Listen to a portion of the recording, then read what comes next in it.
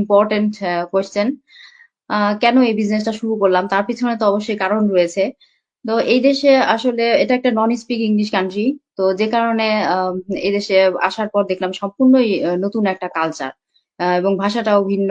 তো আমার দেশে যে শিক্ষকতা প্রফেশন আমি ছিলাম, সেই পড়াশোনা, অনার্স, মাস্টার্স যে করে আসলাম, সেগুলো সেভাবে কাজে লাগবে না এই দেশে। শুধুমাত্র এই ভাষাগত সমস্যার কারণে।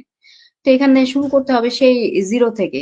সেই এ ABCD দিয়েই শুরু করতে হয়। কারণ ওদের প্রনাউন্সিয়েশন পুরো ভিন্ন। তো সেইভাবেই শুরু করেছিলাম।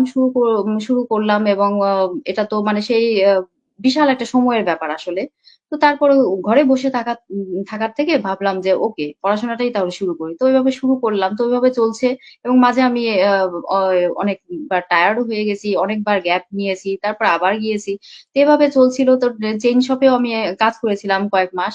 কিন্তু কোনটাই আমার ভালো লাগেনি। আবার পড়াশোনায় ব্যাক করি। তো এগুলো করতে